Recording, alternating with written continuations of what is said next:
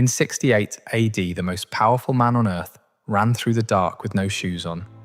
No guards, no servants, no Senate escort, just a 30-year-old man stumbling through back roads outside Rome, hiding his face, listening for horses.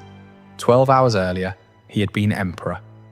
Now the Senate had voted him a specific death: to be stripped naked, locked in a wooden fork, and beaten with rods until he stopped breathing.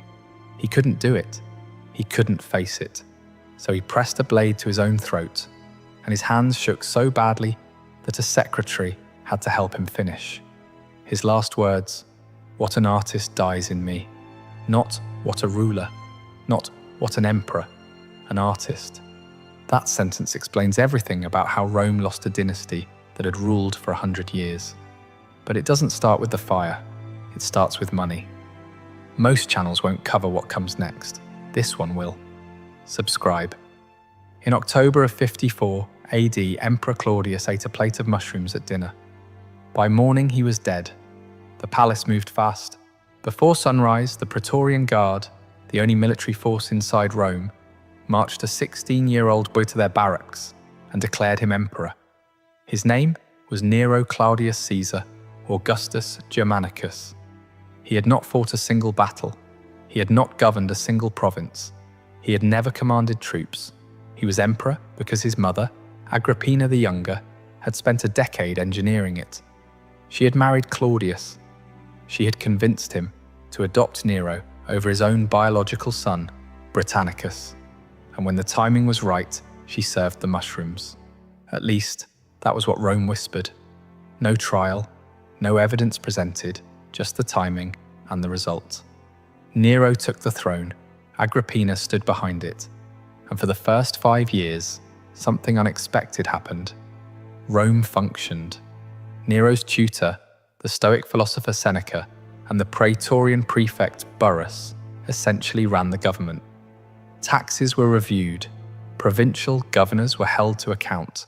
The Senate was consulted on legislation, something that had become a formality under Claudius. The treasury was healthy, the borders were stable.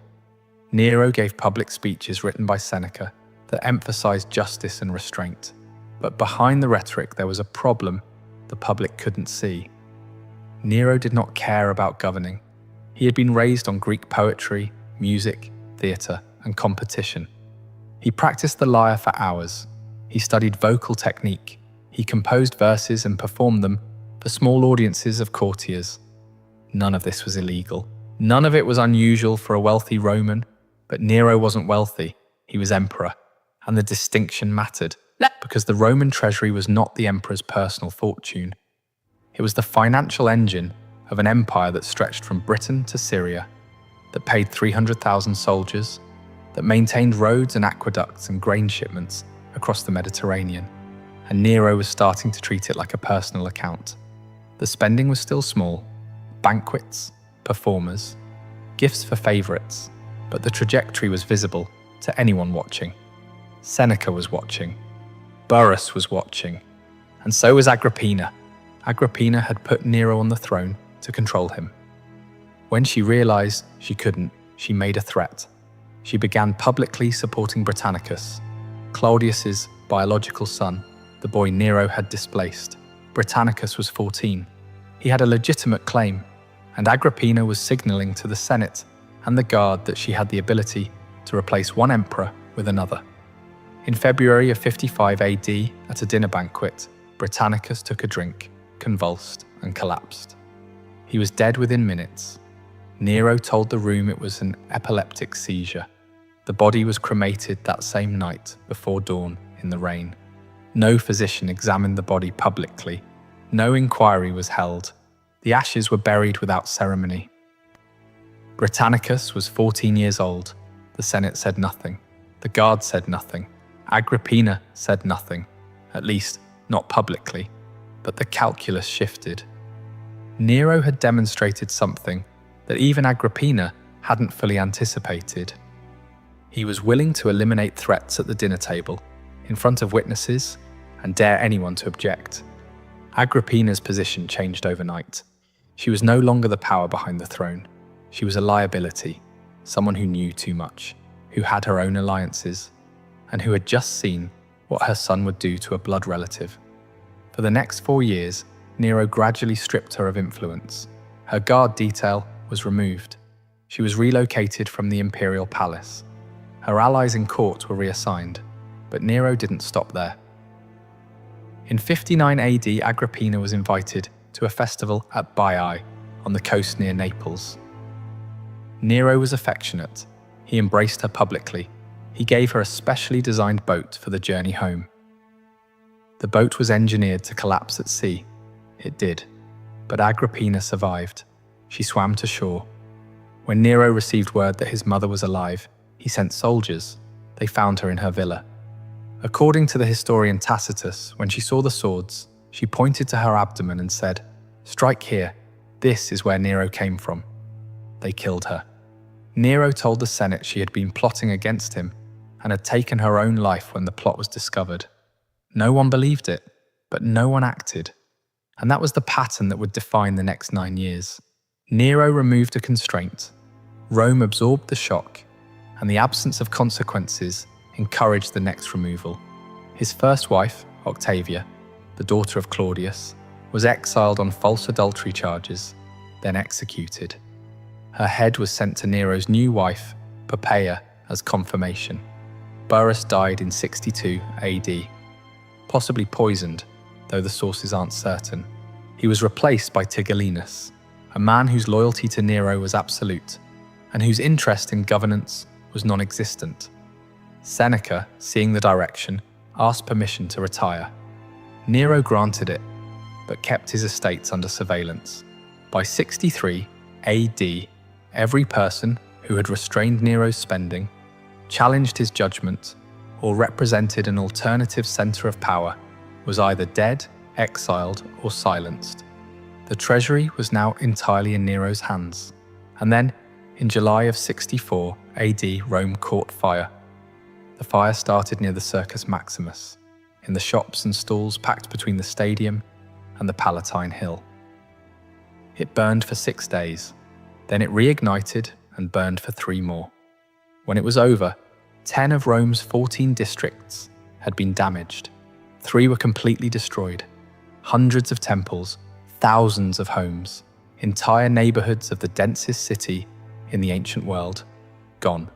The scale was staggering, and the question that consumed Rome was immediate. Who started it? The historian Tacitus, writing roughly 50 years later, records 3 theories that circulated at the time. The first, it was an accident. Rome was a city of timber-framed buildings, narrow streets, open flame cooking, and summer heat. Fires were common. A fire of this scale was unusual, but not impossible. The second, Nero ordered it. He wanted to clear land for a massive building project and used the fire as cover. This was the version that stuck in popular memory. The third, Nero didn't order it, but he did nothing to stop it, and may have interfered with firefighting efforts, because the destruction served his plans.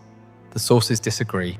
Tacitus himself doesn't commit to a single version, but here's what matters more than who started the fire: what happened in the weeks after it. Nero did, in fact, open his palaces and gardens to refugees. He organized grain distribution. He reduced the price of corn. He implemented new building codes, wider streets, fire-resistant materials, mandatory courtyards. These were real measures. They addressed real problems, and they were completely overshadowed by what came next. First, the blame. Nero selected a target: the Christians. At the time, Christians were a small, marginal sect in Rome, distinct from the Jewish community, but poorly understood by the general population. They were outsiders. They had no political patrons. They were easy to isolate. Nero arrested members of the community. Trials were held, though the standards of evidence were unclear. Convictions followed quickly. Then came the punishments. According to Tacitus, some were wrapped in animal skins and torn apart by dogs.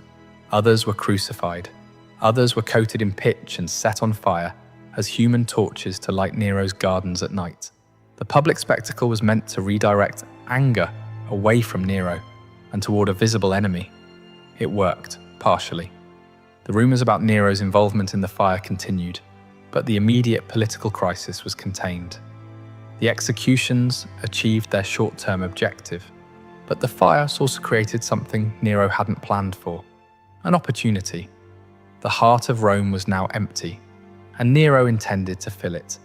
What Nero built on the ruins of the fire was not a reconstruction project. It was the Domus Aurea, the Golden House. The scale needs to be understood in physical terms.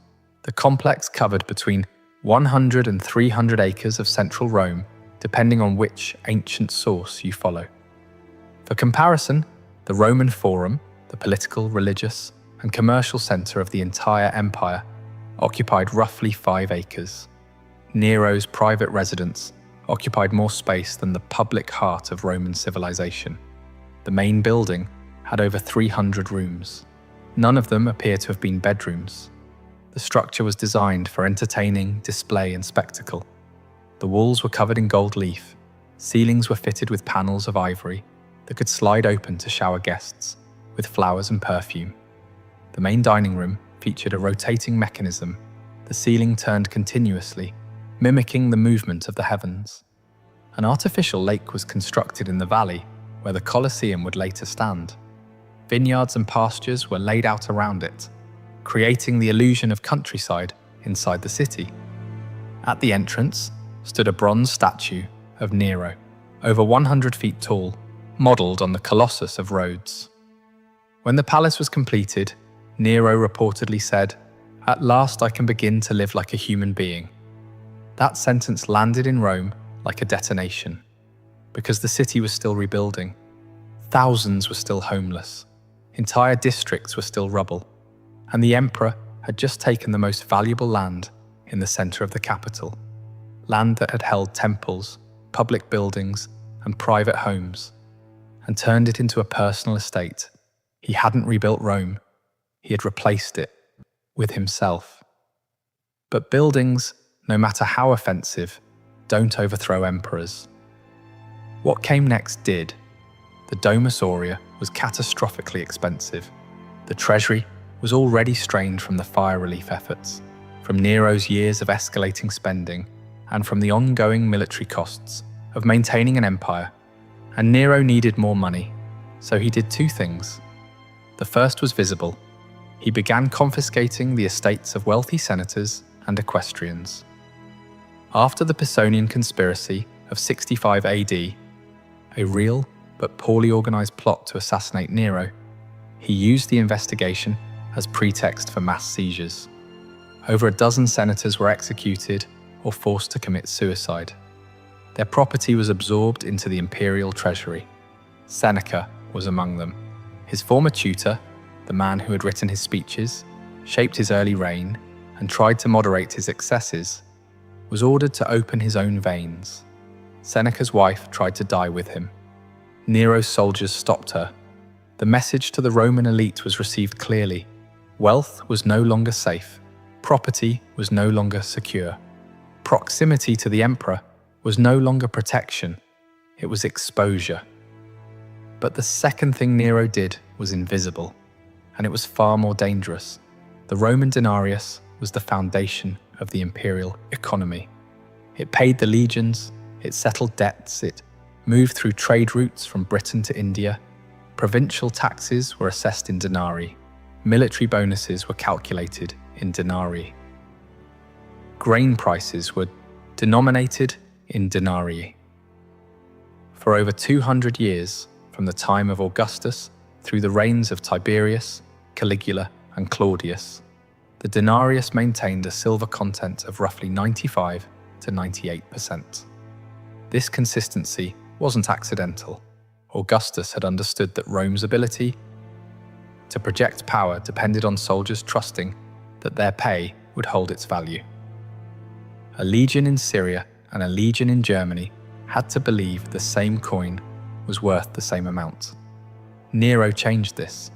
In approximately 64 AD, the same year as the fire, Nero reduced the silver content of the denarius from roughly 97.5 to 93.5%. He also reduced the weight. The coins looked almost identical to the old ones. The imagery was the same, the lettering was the same. Only someone weighing or assaying the metal would notice the difference. That was the point. By reducing the silver content, Nero could produce more coins from the same amount of silver. More coins meant more spending capacity, without raising taxes, without conquering new territory, without increasing trade revenue. It was, in mechanical terms, the same principle behind printing money, and it worked immediately. The treasury had more liquidity. Building projects continued. The Domus Aurea moved toward completion.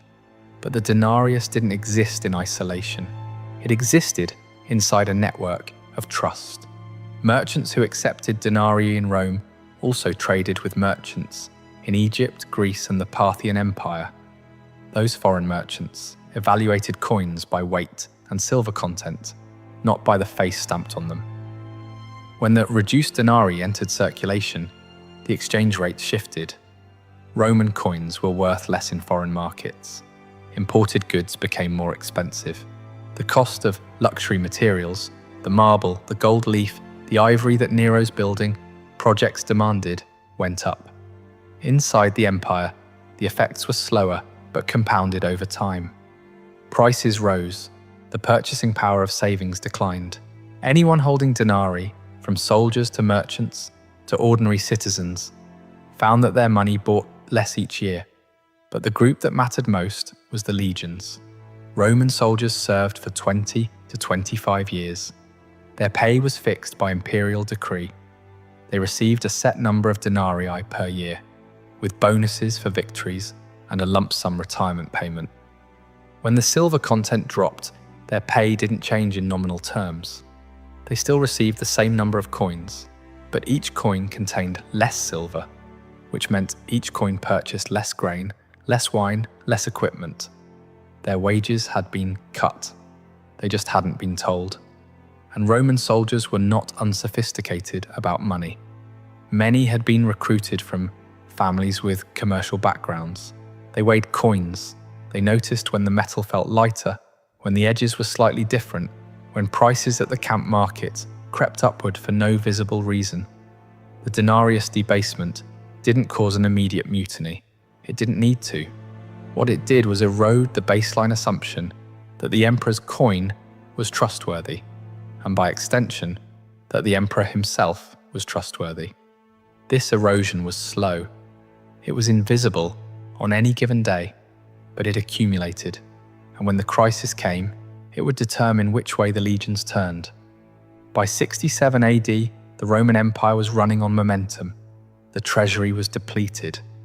The senatorial class had been hollowed out by executions and confiscations. Provincial governors were under pressure to increase tax revenue from populations that were already strained, and Nero was in Greece. He had left Rome to compete in the Olympic Games and tour the Greek festival circuit. He entered every competition: chariot racing, singing, acting, poetry. He won every one. He won because no judge was willing to score against the emperor.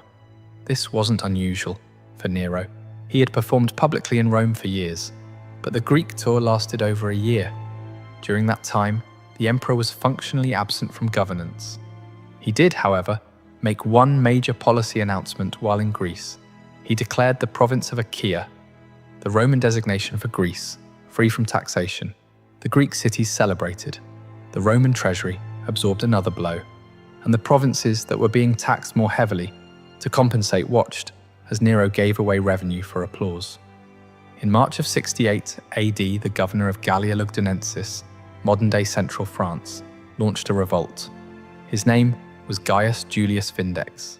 He was of Gallic aristocratic descent, a Roman senator, and he governed a province that had been squeezed for increased taxation